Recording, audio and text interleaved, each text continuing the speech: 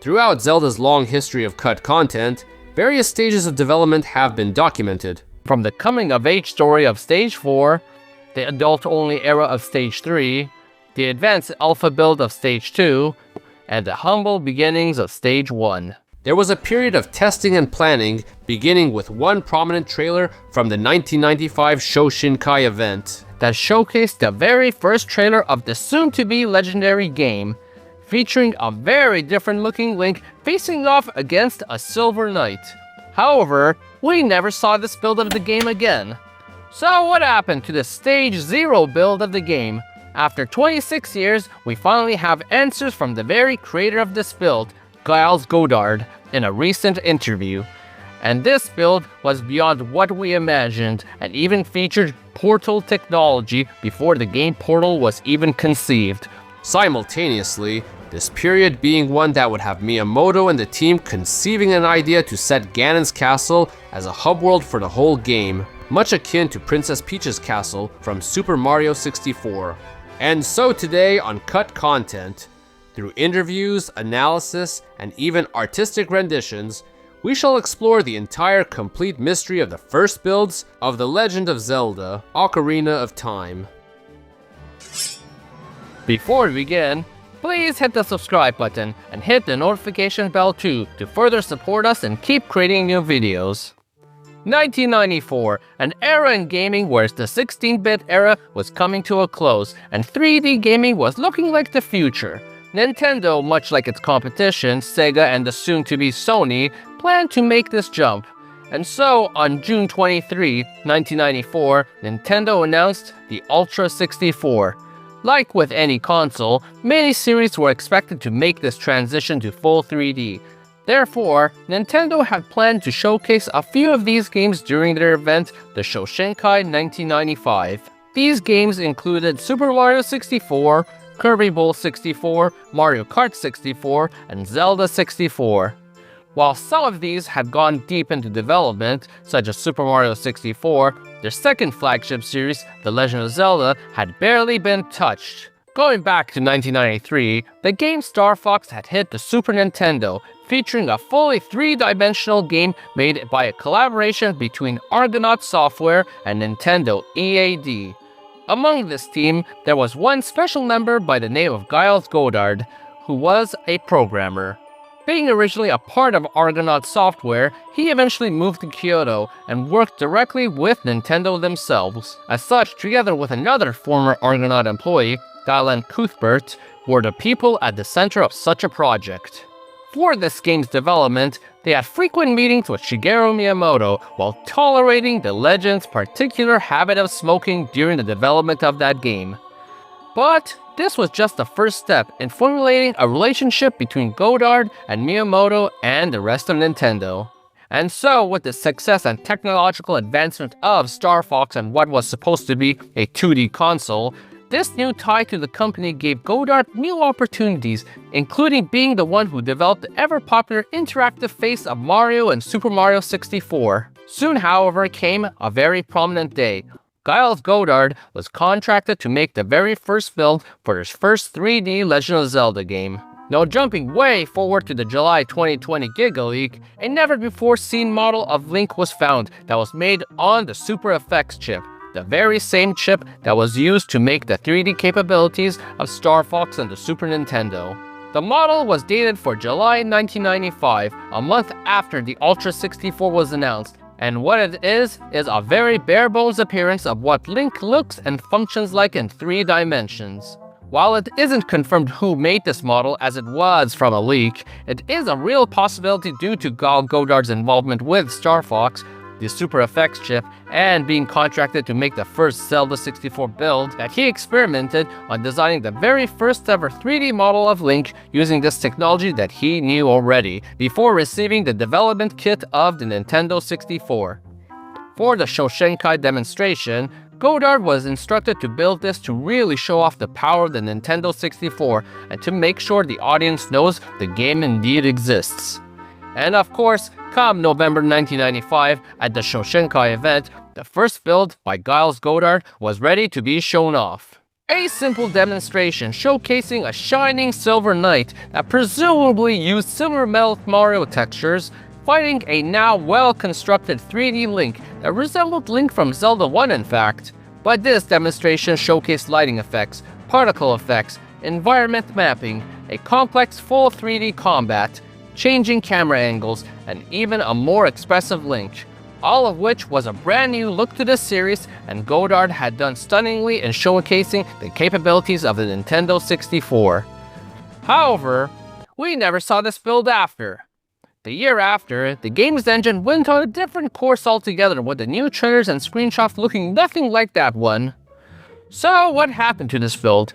And what was it even? We finally have some answers. A YouTuber known as MinMax had an exclusive interview with Godard 26 years later. In a summarized form, the build was actually developed much further than what was already shown at the Shoshinkai 1995 event. In fact, a whole exterior of Hyrule Castle was developed, and a number of experimentation was done utilizing the power of the Nintendo 64. Most prominently, Link had the ability to use these magic crystals that would open up a portal within the map to walk to another area of the same map. In this case, Link would find these crystals that, when spun, would show different parts of the map. When selected, a portal would open for Link to seamlessly walk through to that selected area. This was all a good 12 years before the game Portal came out, doing the exact same concept. Potentially, this could have been used for Link to elevate from a lower floor to a higher floor, or even used to do a variety of intricate puzzles, in many ways much like Portal, which had plenty of puzzles that involved using portals to solve. To that point, Godard even stated, Yeah, when I saw Portal, I thought, oh, I have that run on the Institute. I should have released it then. In fact, this wasn't the only thing he had running here.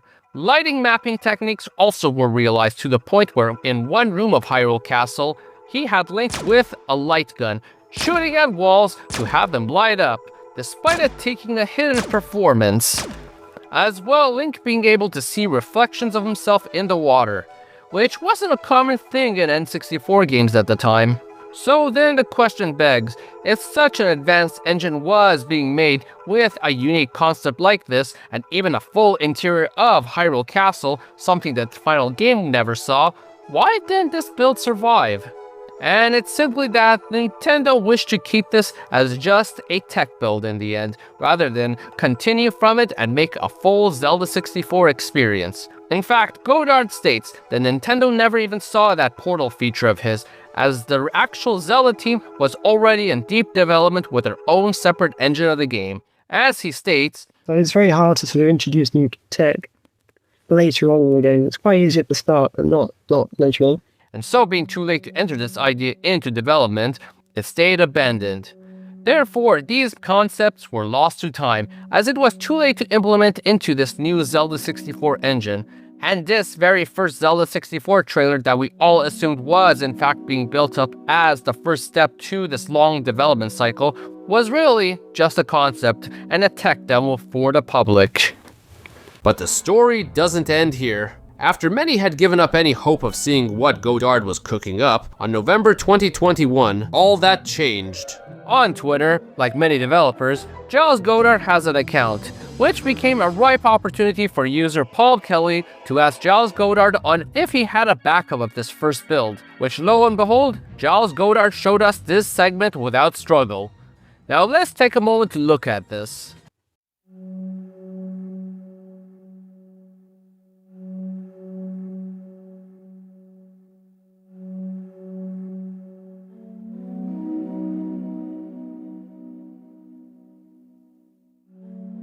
It may be short, but it tells a lot here.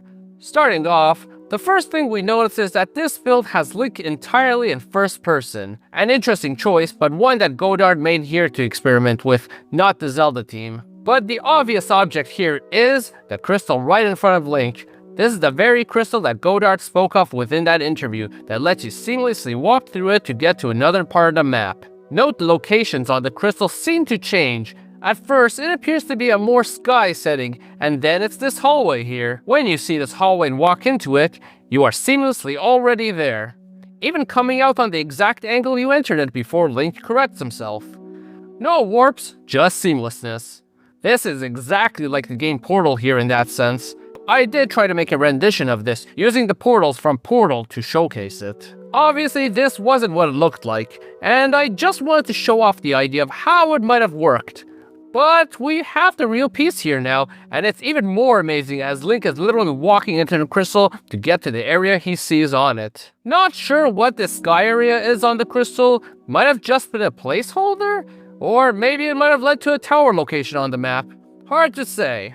After entering the crystal, Link appears in the hallway version of the infinite staircase from Super Mario 64, where as much as Link goes forward, he can't reach the end of the hallway. Likely using the same effect too for Mario 64, where it would in this case just repeatedly warp Link back to the start.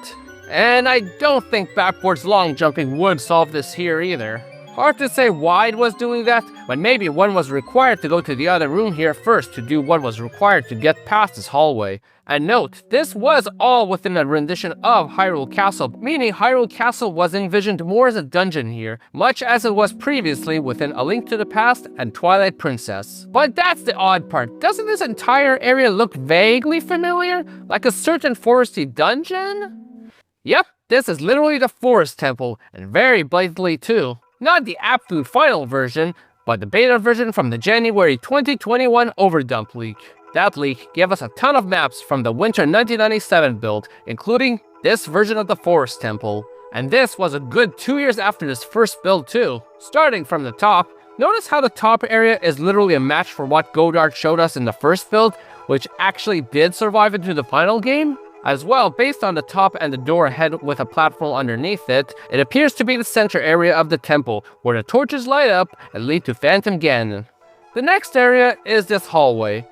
This literally is an exact match to the very hallway in the Beta Forest Temple, from the bricks to the textures on the ceiling. And now the last room that connects to this hallway is hard to say what it is. There is a clear brick wall there, but other than that, it's hard to say. The closest match I could think of is the right path in the Beta Forest Temple that has a hallway leading to this, which has a big brick wall at the end of it. This being the very room you fight one of the Post Sisters at that. And to top that off, I decided to personally show off my rendition to Giles Godard of what I thought this build could have looked like. Amazingly enough, he replied that the one crystal I had leading to the entrance where the vines are is almost dead on. Meaning, this is another location that survived well into the final game too. So, what does all this mean? Well, simply that the first build was more or less the first take of the Forest Temple, which at this point was Hyrule Castle. In fact, at the time, Nintendo EAD was already working on Zelda 64 simultaneously with Super Mario 64, and according to Godard, he had asked artists on the team to provide him models and a map for their new build to use with his tech demo and experimentations. Therefore, this Forest Temple was not just Hyrule Castle back then, but may in fact have been also the very first map ever designed for this game. And while yes, the final Forest Temple definitely isn't one-to-one with this version, considering there is no infinite hallway or portal existing in the final game, the other similarities pointed out, however, are way too obvious. In fact, that very first trailer that showed off Link fighting an agile Silver Knight could have in fact been reinterpreted into fighting the Stalfos of that dungeon as a mini-boss. I showed off what I thought the rendition would have looked like based on what Godard had mentioned in May 2021. As such, I picked the Forest Temple as Hyrule Castle simply for it already looking somewhat like a castle. Surprisingly enough, I was dead on correct. The dungeon, for one, is literally the only one that has a castle-like appearance in the game, which already made it stand out quite a bit. Now that it has been proven, it has made me further theorize on how we had all these portraits around the castle, and how these portraits may draw back to that same era of this trailer, and the Zelda team just starting Zelda 64's development. An idea the team had at the time, whereby a giant castle would serve as a hub world for the whole game. And these portraits would be used to go to various places in Hyrule, much akin to Princess Peach's castle. But while this Forest Temple may have been Hyrule Castle at one point, the developers have pointed to a different name as the great hub world they were once planning: Ganon's Castle. When development began, the last major Zelda game was A Link to the Past, featuring a large assortment of dungeons, a large thriving world, a deeper story, and numerous secrets and puzzles to solve. And of course, such a game would make a fantastic game to build from, as many were using their last successful 2D game to make the leap into 3D. Considering a number of ideas were brought in from A Link to the Past, including the Master Sword, Kakariko Village, and so much more, their major hurdle was replicating the overworld. And it had a rather large overworld too, featuring towns, mountains, deserts, and complicated rivers, and so much more that was mixed into the explorable field. Times 2. Replicating that on the N64 would be a challenge, and quite frankly, it is actually impossible to replicate a 3D Link to the Past on the N64 with a seamless transition to all those areas. That would be an open world game. We in fact wouldn't see such a concept until The Wind Waker, where one could go anywhere in an open world, and even then, it was nowhere near as full. This didn't get realized until Breath of the Wild in fact. As such, Zelda games up to that point used a lot of clever tricks to try to make A Link to the Past in 3D. And so, fast forward to 2011, the gaming world was celebrating the release of The Legend of Zelda Ocarina of Time 3D, the game from 1998, now heavily retouched and serving one's portable needs. And with that came a series of interviews in the form of Iwata Asks regarding the development of the original game. In one of them, the then president of Nintendo, Satoru Iwata, asked the game producer Shigeru Miyamoto about how the Super Mario 64 team had learned about the hardware in preparation to make Zelda 64. This led to Miyamoto stating the problem he faced and the solution was, "We put constructing the system first, and since we were going to determine the story in line with the system's capacity, at first I thought only having Ganon's castle might be enough. I thought about putting in all kinds of adventures into different rooms, like making a dark meadow, or an ocean, like in Princess Peach's castle in Super Mario 64. And his reason being that he didn't think that he could make a huge area like Hyrule Field possible, which makes sense, especially if one were to theorize his definition to be more along the lines of what A Link to the Past's complicated large field looked like. And so, Miyamoto's solution here was to use Ganon's castle as a hub world, much like Princess Peach's castle. When one hears all of this, they would wonder how would this even make a good game? Well, when taking all this in, this version of Ganon's castle would be very different from the one that we've seen in the final game. Obviously, it wouldn't be like the final games, as that one was built with several mini dungeons within it. But Miyamoto envisioned it with many rooms. In fact, the boss room where one fights Phantom Ganon is actually a leftover from that stage, with paintings being used to warp to different areas of Hyrule, according to Miyamoto. So imagine for a moment, the game has Link locked inside a large Ganon's castle, which is full of rooms that resemble the ones that we see in the Phantom Ganon fight. Link can enter these rooms and jump into paintings to get to anything from dungeons, towns, an ocean, and much more. And that is what we know of how Ganon's castle would have even worked. But if this was like Princess Peach's castle, one might have actually started right at the bottom, having access to what likely would be a town or two, such as Hyrule Castle Town, as seen in those old beta screenshots. One could even use such a painting to advance both the story, do side quests, and buy items. A painting one could repeatedly return to for that purpose in fact, and another might even be for the first dungeon of the game. If the story was indeed going to be like it was during the beta stage, which I covered in some videos here that I recommend you check out, Link would have been able to jump through this painting and be in a forest. He would then go to the Great Deku Tree and need saving, and as such enter the Great Deku Tree's dungeon and fight his way through to save him.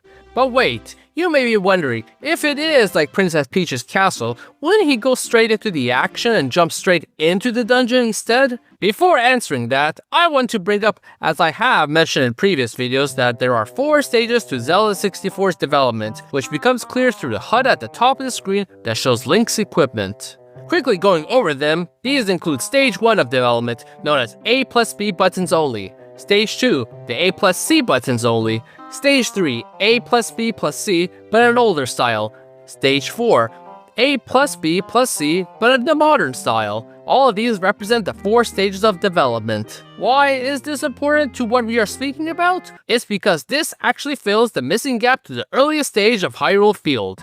In previous videos, I have shown off the beta version of Hyrule Field. We have seen the released version, which Stage 4 uses, the Stage 3 version, which doesn't have its exits built yet, Stage 2, which uses old textures, had a lot of hills, a complicated river system, and overall bigger. A completely different map pretty much. We know this one is a Stage 2 build too, as we have this one screenshot of the gates of Hyrule Castletown from back then that shows the button layout is that of the Stage 2 build. So then, where is the Stage 1 version? And this is where I believe Ganon's castle must fit. Stage 1 showed off screenshots that include a beta Castletown, a beta Lake Hylia, and a beta Death Mountain. Yet we never see anything that connects them through this stage, nor has there been anything brought to light that shows that the Stage 2 Hyrule field was made at that point too. To answer the question from earlier, what's interesting about Stage 1 is that we do see in these old screenshots Dodongo's Cavern. If it is indeed part of Death Mountain, it would mean that when one enters these paintings, one wouldn't be taken straight to the entrance of dungeon, but rather to the area that the dungeon resides in. So you are still able to explore Death Mountain till your heart's content and find your way to the dungeon, complete it and warp back to Ganon's castle to hit up the next dungeon. Therefore, the adventure aspect would especially have to still exist, even on the way to dungeons. In fact, I wouldn't be surprised if most of these paintings did have a dungeon in the area that you are supposed to explore, such as Lake Hylia, which based on the screenshot, you normally wouldn't see a dungeon in the Stage 1 version. However, based on what we found in the January 2021 Overdump leak, the Lake Hylia of that time had an interesting exit point on the lake itself. One could theorize that maybe Jabu Jabu was there originally, and this was how one was supposed to enter him back then. Or maybe Link simply just went underwater to access a dungeon there. In fact, the Hyrule Castletown that I mentioned earlier might even have a dungeon of its own right in Hyrule Castle, which would be fitting considering A Link to the Past also had Hyrule Castle as a dungeon. Twice in fact. And so, as one completes dungeons, one might be able to advance further. It's possible the bottom floor would have been your first 3 dungeons, with towns and areas, while the next floor could have just been another chunk of areas with dungeons. And the progression would continue until one would be able to advance and fight Ganon, potentially within his own dungeon, which in fact is a lot like A Link to the Past. And it might even have been this old beta dungeon that we've seen in the screenshots and found within the Giga Leak, which heavily resembles the inside of Ganon's tower in the final game in fact. But would the castle progression be as simple as just elevating upwards? This is still Ganon's castle, which has always been a dungeon up to this point. So it's possible that along the way to climb each floor, maybe a series of puzzles also would have had to be solved. Even Mario 64 had that water puzzle where you ground pound these 2 blocks to drain the water. So realistically, this might have been one very large dungeon that you slowly solved as you cleared dungeons throughout the game. But going back, what we see within this idea of a Ganon's hub world are exploring via portraits, something the final Ganon's castle doesn't have. So were these very portraits simply scrapped? Well, via an interview with Shigeru Miyamoto, Phantom Ganon was a remnant of that idea with the portraits used in that battle. But that boss, and more importantly, the portrait room ended up in the Forest Temple, which was once Hyrule Castle. And considering the amount of portraits all over the castle, it can be speculated that Hyrule Castle may have indeed become Ganon's castle instead. Therefore, the very original Hyrule Castle that Giles Godard was messing with may have been in fact the game's hub world at the time too. If you really think about it too, the design even has a Mario 64-esque look to it too, with Princess Peach's castle at that. Everything from the central area with its big staircase, to the courtyard, to the rooms having a lot of variety compared to anything else in the game, and we know Nintendo was potentially using some Mario 64 ideas too back then, considering they even were at one point trying to make a Zelda 64 version of Bob-omb's Battlefield, with the first dungeon spiraling around as well. But while the latter part is a theory, a few things are clear. While Godard's experiments did include portals that didn't survive into the final game, the map of this Hyrule Castle didn't go to waste, as it evolved into the Forest Temple, surviving into the final game. Even if some of the textures and designs were changed over time. This would also mean that this model of Link was indeed the earliest model of Link made by the Zelda team for this game, which Godard borrowed from the team to use for his tech demo. And so the Forest Temple lays here, abandoned, and forgotten to time, as if it was once truly Hyrule Castle. But thankfully, as the team further learned the hardware of the Nintendo 64, they learned to be able to make a Hyrule field within the system's specifications, and thus created a seamless, breathtaking world that has remained ingrained into our minds to this date. But the question in the end is, would this have still made a good game? Realistically, yes it would have. Consider Hyrule Field itself. It's just one big open map that connects all these areas together. This would serve the exact same purpose, but to a much smaller degree, to the point where that old trading quest for the Big Ron Sword would have been lightning quick in fact. As such, you'd be able to play the exact same game, even if they made all the exits of these areas lead to Ganon's castle. It wouldn't feel as adventurous nor seamless, but they would have been able to still get away with making a legendary game in the end if they had chosen to go on this route. While this build is lost to time and only exists at this point on Gal Godard's hard drive, it's still truly set in stone what Zelda 64 could be, and realistically may have had a great influence on what the main team decided to base their build off of. While amazing features such as the portal crystals never made it in, many amazing features still did come about as development continued, such as these fancy new camera angles, shining knights, and 3-dimensional combat.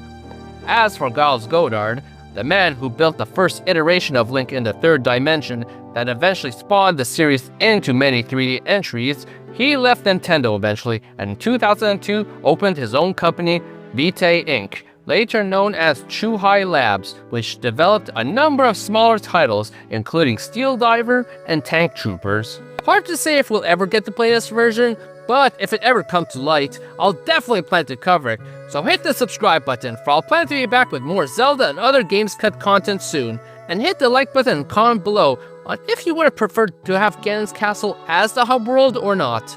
So everyone, thank you for watching!